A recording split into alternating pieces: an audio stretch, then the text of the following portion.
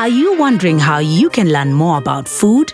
Well, you're in the right place. This is the Chakula podcast, brought to you by the Root to Food Initiative, a show that celebrates authentic Kenyan dishes and serves you hot conversations about food in Kenya from an economic, social, and political lens. Sema nasi kwenye social media at Root to Food on Instagram, at Root to Food on Twitter, and Root to Food on Facebook. And now, here's your host, Felistas Mwalia. Hello and welcome to the Chakula podcast. We've so far covered experts in different fields of agriculture around the issue of food security. You, our listener, has been able to interact with organic practitioners, chefs, entomologists, policy writers, and governance experts. We thank you for being part of this journey and conversation. Today we are going to hear from a farmer from Trans Nzoia County in the Rift Valley. Karibu sana, Michael. Thank you. We are glad to host you today. Wekesa, you were born and bred in Kitale, and you still farm maize there. How has it been like growing in a predominantly agricultural town? I think growing up in an agricultural town has been quite interesting. We grew up in seasons, and so we knew there's a planting season at the beginning of the year, and then we'd go to school, and then during half term or when we close, we know it's weeding time, and so we pretty much grew up in seasons, which brought predictability in our lives growing up, and so we knew when there was money, when maize was harvested at the end of the year, we knew when not to ask for things from our parents because we knew we don't have money. All the money comes from the farm. Yeah, so it was interesting. Of course, times have changed. The predictability, especially because of weather patterns, changed as we grew up. Yeah, but it was interesting. So as a farmer, what have been the critical production and post-harvest challenges that you and fellow farmers have been facing so far? I think several. I think pre-planting, just before the planting season, some of the main challenges, of course, of late has been unpredictability of the weather. Back then, we knew with a certain degree of certainty when the rains would come. But then nowadays, rains are quite erratic. So it's like last year was quite difficult because the rains disappeared for quite a while. And so you till the land expecting the rain to come, some showers would come in and then you'd plant, but stop raining. So that's a challenge. But number two is availability of inputs, farm inputs, especially as you're planning for the planting season. What happens is we wait for government to subsidize fertilizer, seeds. Sometimes the government may either delay in doing that, but also availability of this is an issue. Mostly what happens is the big farmers and big traders would go buy the subsidized seeds and fertilizer and then hoard and then sell it to us. That's a challenge. And then lastly, pre-planting, there's a challenge of liquidity. But sometimes you just don't have money because you've harvested in October, November, December, depending. At that time, price per bag is quite because the market is flooded with maize. And so you either sell at a throwaway price, which means you can't recoup your investment. Remember, in January, you have to take your kids to school and things like that. Or you keep your maize to sell at a better time. Either way, you have dead stock. So mostly when the planting season is here, we are always scrambling to get money to ensure that you've bought all the inputs. So that's just before planting. And of course, after you've planted, post-harvest challenges, I think the major one is storage. Most of us small farmers, you'd just store the maize in your home, probably in your house, or if you're fortunate enough to have some store, you'd put it in a store. Of course, it's not under the best conditions, and so in terms of moisture or pests, and so we lose a lot. It's worse when it rains because it means, we don't use modern drying methods. Take the maize outside, dry it under the sun. So storage is one. Like I mentioned earlier, pricing, because after the harvest, you're expecting to get good return from your crop. But then there are brokers around. We have people coming to Trans Nzoia and Kitale. They know when it's harvest time, they actually come to buy the maize. So basically, that's how the price is always determined. Yes, unfortunately. So the farmer has very little control. There's a lot. So you either sell at this, it's give you this price, take it or leave it, which can be quite a challenge. So those are the two main challenges, post-harvest storage. And then maybe to add is access to markets. So what happens is maybe if you farmed because of growing population, places where we used to farm are now occupied, real estate or people, just moving. So you have to farm far off. And sometimes the roads are pretty bad. And so you may have your maize, it's harvested, you have a very good crop, but access to markets is a challenge. And so you end up either a lot of it getting spoiled along the way or having to sell it at a throwaway price. Okay, back to the production. Are the methods really sufficient? We do maize the way we saw our parents do it. For the small scale farmer, especially because of cost constraints, you just do your tilling. If maybe you have some larger piece of land, you could use mechanized tilling. So you have a tractor, but most of it is still manual, which leads to, of course, dropped or decreased productivity. You don't have accurate, if it's spacing, such things. Yeah. And so I wouldn't say the methods are not efficient. A lot could be done.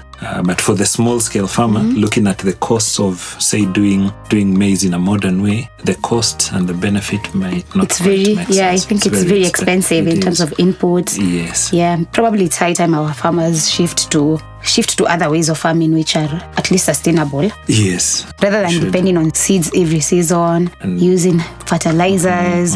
Yeah, we should. I think definitely at some point we tried doing using manure as opposed to fertilizer, just that it wasn't enough. Because that same, you have 3-4 cows at home, they can only produce so much. So if you're doing, say, 5 acres of land, again, you may have to go source for manure. So some bit of challenges here and there, but you're right, it's definitely something. Also back to that, do you only farm maize only or you've intercropped? We learned the hard way. So previously we used to do just maize only.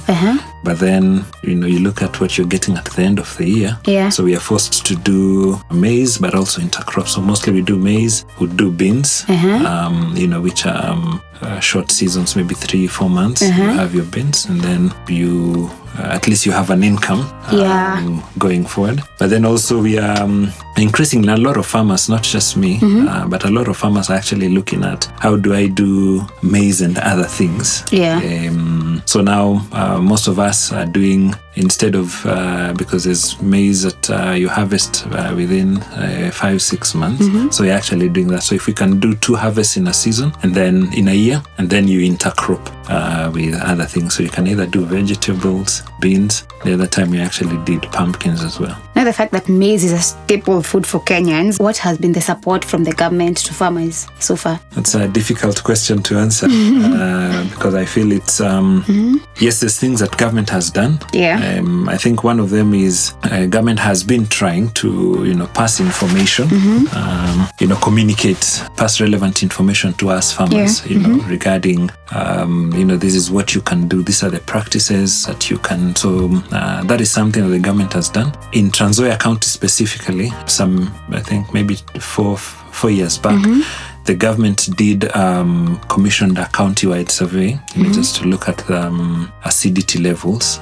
of the farms and how that can be rectified, which we felt was a good thing because the outcome of the report was that because of many years of doing the same thing and fertilizer, the land was actually very acidic. So that's a good thing that government has done. I think one of the things that they can improve is on extension services.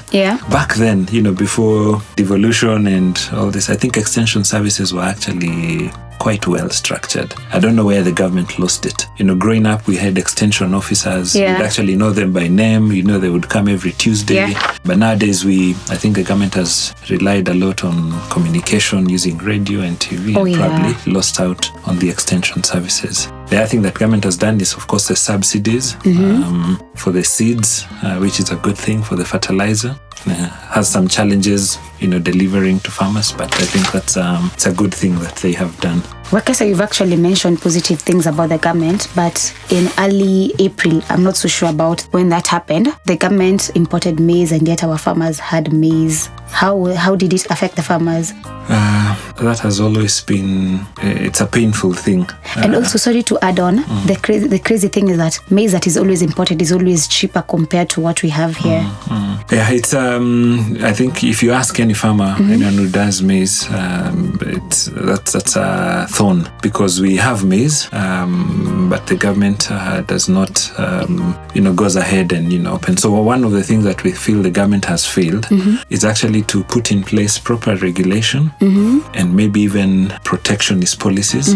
So there's importation, there's two ways. There's one that crosses the border from Uganda, which is very cheap. Why is it cheap? Several things. I think because of the land size, Uganda, they do major farming. And then also the cost of production is quite low in Uganda, both in terms of labor, but also the land is very fertile. And so your inputs in terms of fertilizers are quite reduced. I actually saw that they use manure, which is actually even beneficial to the soil. Soil. So your yield is actually much better compared to. So maize from Uganda is cheap. And so what happens is it floods the market, and the government, just allows it. It's something that we know. When it comes to October, November, December, there'll be maize flooding in from Uganda.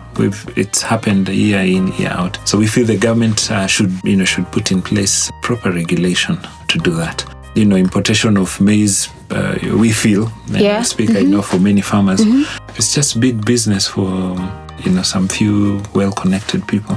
Because anytime an importation comes in, who imports this thousands of metric tons of maize? So that's one thing that we feel the government has failed. The other thing where we feel the government has failed or should improve is devolution was done. And so agriculture was supposed to be handled at the county. And yet, the biggest buyer is the National Cereals and Produce Board. Money from the cereals board comes from the national treasury. And so basically as farmers, we wait for government to allocate resources and say, we are buying at this much. And so you will supply your maize and then you'll wait because the national treasury has not released money to the farmers. And so that is something that is also quite unfortunate. Wekesa, you mentioned about devolution. Devolution was meant to connect people to the government. But from what you've said, that doesn't seem the reality on the ground. Probably you can tell us the services provided by the county government, are they really accessible to the farmers? My own thoughts would be, I know for many farmers, I guess, of course, there's the challenges of devolution, from a national government to devolved, passing it down to the county. And so there might be maybe still teething issues, could be, but there seems to be either an overlap of functions. And so it's not so clear if you need this information or, this permit, where do you go to? Is it the national government? Is it the county? So the roles are not quite defined. So there might be some bit of overlapping. And then number two, about devolution is, I think, because it's not quite well defined, how well agriculture works in a county is dependent on the governor, or the present government at the county level. And so if the current county management is keen on agriculture, then they would invest. And so you'll find one governor, for example, in the first term would be really keen on agriculture, and then someone else would come and their other focus would be on, say, infrastructure or on trade. And so it leaves us, the farmers, without a very clear roadmap of what is the plan, as opposed to being a national function. I think the government would communicate and pass information well. The other thing is, we feel like, and I mentioned about extension services, the county is not hiring enough extension officers to pass the information to the farmers on the ground. So there are those bottlenecks. We feel like, there's an overlap of roles. And of course, the biggest thing is resources. If the county had the budget to buy maize from the farmers, it would be much better because the prevailing conditions on the ground, as opposed to waiting for the national government to release funds. You're not in touch exactly, was it a tough year? What are some of the factors that came in play during that production year? That makes sense. Yeah, that makes sense. How accessible are the services provided by the national government? So yes, they are accessible, but of course with challenges. And so there's room for improvement. I think there's several things that the government can do to help us as maize farmers. Critical. I think one of them is, just having the right information at all points of the value chain. During the planting season, this can be done, of course, through media, but also through extension officers. Specifically, what kind of information? Like this year, this is how we are expecting the year to be. So that is one. Number two is information on, at the moment we fly blind. You want to do maize with other things, but you don't quite know what else would go with it. So you depend on, if I do maize with beans, will it work? So we don't have expert information. So information on, while you do maize, you could do maize and this. They actually go well. They complement each other. Yeah. This particular strain would do well with such information, because it's technical and we don't have that information. So most farmers are actually just flying blind, can only plant and hope and then learn from experience. Yet you see that's a wasted season. So right information is one. Number two, both county but also national government is infrastructure. When you go to Trans Nzoia, and it's a sad thing because it's a very productive area, but then accessibility is a mess. And so what happens is you have very good yield for the year, and it's maize, it's onions, it's tomato, but you can't get your produce to the market. You cannot. Accessibility is just a mess. So what ends up happening is brokers come to the farm because they know you either let it spoil or I buy sell it at a throwaway price. Yeah, it's really ridiculous. And so we feel if the government would invest in infrastructure, and we are not asking for super highways. We're just asking for a Maram road, that can access, where the farmer can access. You can ferry your produce to the market. So infrastructure is a big one. For maize, infrastructure could also include storage. Storage services. The government has facilities, but a small farmer doesn't have access to these facilities. So if they had, storage facilities where I can come store my maize, at a very good price, under proper conditions, and then I can sell when the market is right, that is something. The big farmers, with access to capital do that. They have their own stores. Sometimes they actually take to these government facilities. Wow. You pay per bag for storage, a very minimal fee. But you see, a small farmer does not have and that majority of the farmers are actually small-scale farmers. Yeah. So that's two. The third service, like I mentioned, is regulation of imports. That's something that the government should do. We feel it's a service that the government should step in and intervene proactively instead of just turning a blind eye. If it's an open market, you can source from whatever, because it ends up hurting the farmer.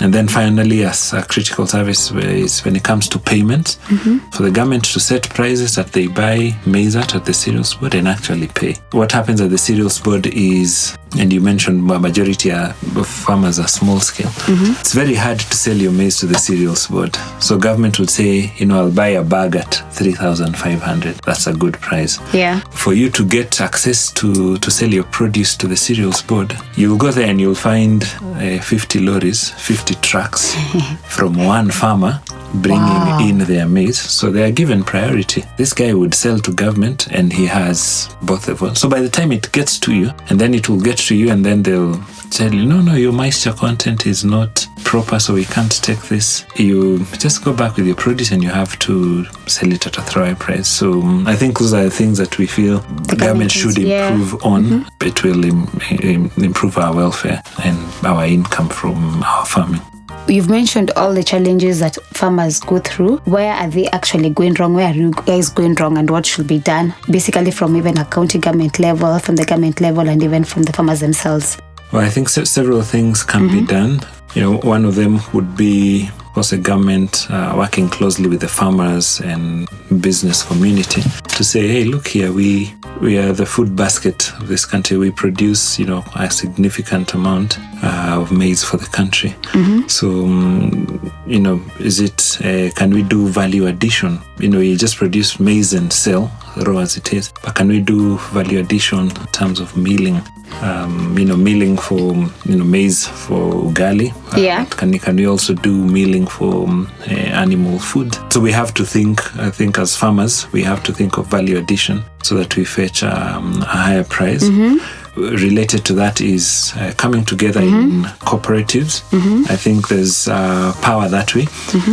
One of the challenges that I mentioned of fragmented market and brokers coming in is because we don't speak with one voice. And so I have my produce, I have need for school fees or for whatever, I'll sell my produce. But if we come together, might be a difficult thing, but it can be done. If we come together, would set the market price and say, this is how much we think our produce should fetch at this point. And we've seen it happen in other counties. Kirinyaga County, I think a while back, did something with the rice farmers, and it actually stopped the exploitation that used to happen before, where someone would come in just after the harvest season, because people know there's a glut, they would buy at a throwaway price. So I think cooperatives and just coming together is something that we can do to fetch the most out of maize.